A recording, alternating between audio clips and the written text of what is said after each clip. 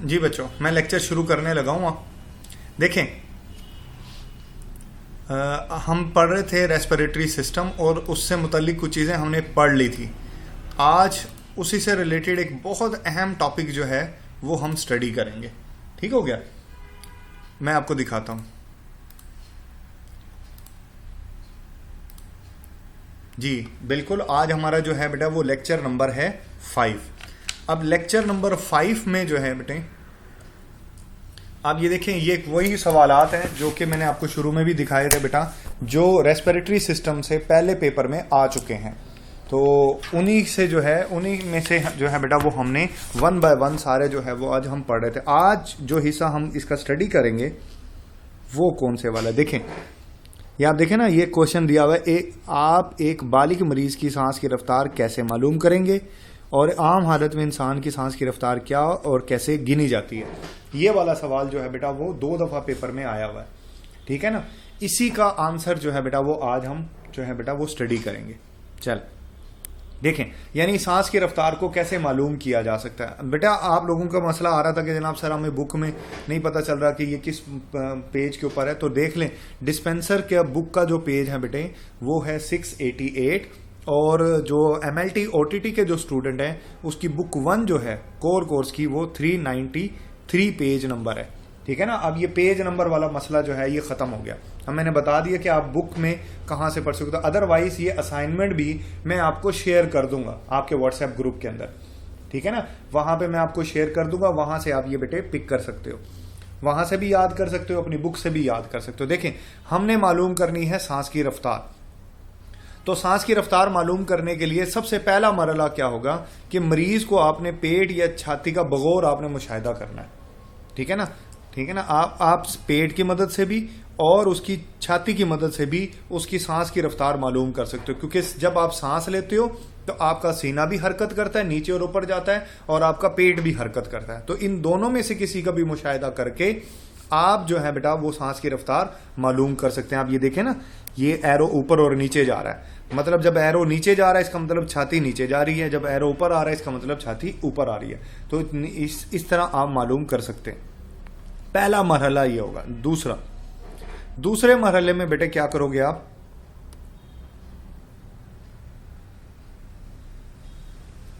दूसरे मरहले में क्या होगा कि छाती और पेट के ऊपर होने की आप 30 सेकंड तक गिनेंगे। नॉर्मल एक्टिविटी है, कम टाइम लगेगा। ठीक है ना? कि कम टाइम लगेगा, आप 30 सेकंड तक उसको गिनेंगे। फिर जितना 30, क्योंकि असल में तो आपने 1 मिनट के अंदर गिनना होता है, तो 30 सेकंड में जितना हुआ है ना, आप क्या करोगे कि उसको दुगना कर दोगे, वो 1 मिनट में हो जाएगा। या फिर आप अगर चाहते हैं कि आप पूरे 1 मिनट के लिए भी काउंट कर सकते हैं। ठीक है ना? पूरे 1 मिनट के लिए भी आप इसको जो है बेटे वो काउंट कर सकते हैं। तो 1 मिनट की रफ्तार जो है वो आप इसकी मालूम करें। ठीक है ना? 1 मिनट तक जो है बेटा वो आप इस तरीके से मालूम करें, ये 1 मिनट में हो जाएगा। ठीक है ना? आप ये देखो, ये जो है ना सांस अंदर जा रहा है और ये सांस बाहर जा रहा है। आप देखो ना, शायद ये आपकी डायाफ्राम जो है वो ऊपर जा रही है जब आप हवा बाहर निकाल रहे हो, डायाफ्राम नीचे आ रही है जब आप हवा को जो है अंदर लेकर जा रहे हो। तो मतलब सांस अंदर और बाहर जब लेकर जाया जाता है तो सीने के अंदर के जो मसल्स हैं वो मूव करते हैं, जिसकी वजह से छाती ऊपर और नीचे की तरफ आती है।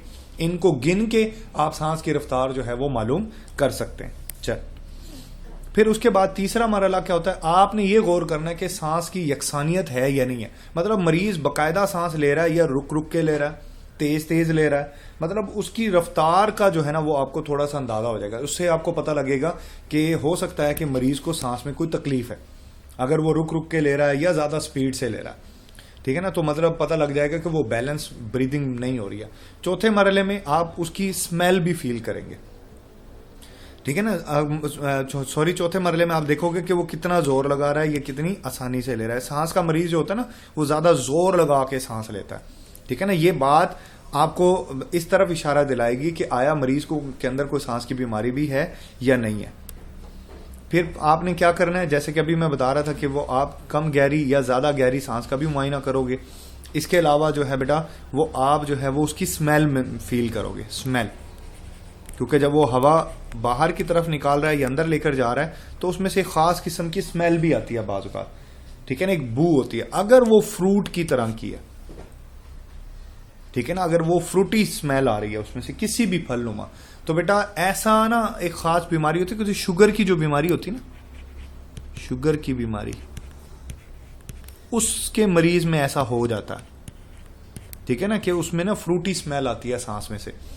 और अगर खुदा ना खास्ता पखाने की स्मेल आ रही है, तो ये जो बंदा वॉमिटिंग कर रहा होता है ना, उल्टी कर रहा होता है, वॉमिटिंग जो कर रहा होता है बंदा, उसकी अंदर जो है बेटा वो पखाने की बू जैसी स्मेल आती है, ठीक है ना, पखाने की बू आती है उसमें से, उसकी सांस में से, तो ये वॉमिटिंग के केस में होता है। पखाना जो है ना बेटा ये पोटी को कहते हैं। 7वें मरहले में आप सारी चीज़ों को एज अ होल जो है बेटा ये आप ऑब्जर्व करेंगे, एज अ होल जो है वो आप इन चीज़ों को जो है बेटा वो नोट आउट करेंगे। मसलन आप यकसानियत देखोगे, आप एफर्ट देखोगे, यानी मरीज सांस लेने में कितनी कोशिश कर रहा है, कितना जोर लगा रहा है। गहराई नोट करोगे, शोर, कोई शोर तो नहीं आ रहा। बाज़ औक़ात मरीज की चेस्ट में बलगम होती है, उस बलगम की आवाज़ बाकायदा तौर पर डॉक्टर स्टेथोस्कोप से भी यही सुनता है। बाज़ औक़ात सीने में कोई लिक्विड होता है जिसकी वजह से आवाज़ की रफ्तार में तो जो है बेटा वो चेंज आ जाता है, शोर आता है। बू के बारे में मैं बता दिया मैंने कि पखाने की बू आ रही है तो उल्टी का मसला हो सकता है, और अगर फ्रूटी स्मेल आ रही है तो इसका मतलब शुगर के ऊपर मसला हो सकता है। सांस की रफ्तार आपने जो है बेटा वो चेक करनी है, बेकादगी और ये सारी चीज़ें, शोर वगैरह आपने चेक कर लेना। एक ये मैंने बिल्कुल एक टेबल लगाया, ये टेबल जो है बेटा वो आपने याद करना है, और ये इस सवाल के जवाब में लिखना भी है कि बिल्कुल जो बच्चा भी पैदा हुआ ना उसमें 1 मिनट के अंदर वो 200 से लेके 260 तक सांस लेगा, ब्रीदिंग रेट उसका ज़्यादा होता है, ठीक है ना। इसी तरीके से अगर वो मतलब 5 महीने तक का तो 90 to 190, और अगर वो 6 से 12 महीने का बच्चा है तो 80 से 140 दफ़ा सांस लेगा 1 मिनट में, ठीक है ना। ये पर मिनट जो है वो आप इसको देख रहे हो, पर मिनट। इसी तरीके से 1 से 3 साल का बच्चा जो है वो 80 से 130, 3 से 5 साल का बच्चा 80 से 120, 6 से 10 साल का बच्चा 70 से 110, और 11 से 14 साल का बच्चा 60 से 105 दफ़ा सांस लेगा। नॉर्मली 90 पर मिनट जो है ये नॉर्मल अडल्ट में, नौजवानों में 90 दफ़ा जो है वो 1 मिनट के अंदर एक बंदा सांस लेता है। 14 साल से ज़्यादा का बच्चा होगा तो वो जो है बेटा 60 से लेके 100 तक दफ़ा सांस लेगा। मतलब वो बाज़ औक़ात कोई सीढ़ियाँ चढ़ के आया, कोई थोड़ा चल के आया तो सांस की रफ्तार बढ़ जाती है, बाज़ औक़ात काफ़ी देर लेटे रहने की वजह से सांस की रफ्तार थोड़ी सी कम हो जाती है, ठीक है ना। तो ये चीज़ें भी, कंडीशन भी डिपेंड करती है, लेकिन इसी रेंज के अंदर अंदर वैल्यू अगर आ रही है तो इसका मतलब है कि वो नॉर्मल है। सख्त वर्जिश के दौरान बालगों में सांस की रफ्तार तकरीबन 35 से 45 जो है बेटा वो पर मिनट जो है वो इंक्रीज हो जाती है। खिलाड़ियों में भी रफ्तार थोड़ी सी ज़्यादा होती है, ठीक है ना, जो स्पोर्ट्स करते हैं। यहाँ पर बेटे हमारा सवाल समझ आओ बेटा। रिजवान बताओ क्या चीज़ समझ नहीं आ रही, शाबाश बताएं, मैं आपको बताता हूं। मैंने सारे सवाल में बस आपको ये बताया कि सांस की रफ्तार को कैसे मालूम करेंगे, और एक मुख्तलिफ एज में मुख्तलिफ एज वाले जो बच्चे होते हैं उनके अंदर सांस की रफ्तार कितनी कितनी होती है, ये सारे टेबल के अंदर यही दिखा है। रिजवान बाबर आपने परेशान नहीं होना बेटा, इस लेक्चर को, इसकी वीडियो भी मैं आपको शेयर करूंगा, आपने 3 से 4 दफ़ा इसको सुनना है, ठीक है, आपको बातें समझ आना शुरू हो जाएंगी, ठीक है ना। रिकॉर्डिंग का मकसद ही यही होता है कि ये लेक्चर आपको दें, और आपको 3-4 दफ़ा जब आप इसको सुनेंगे ना तो आपको सारी बातें पता लगेंगी कि सर क्या कह रहे हैं, कैसे कह रहे हैं, कौन सी बात किस तरीके से याद करनी है, ठीक है। चल, कोई और सवाल है किसी बच्चे का तो पूछें, शाबाश।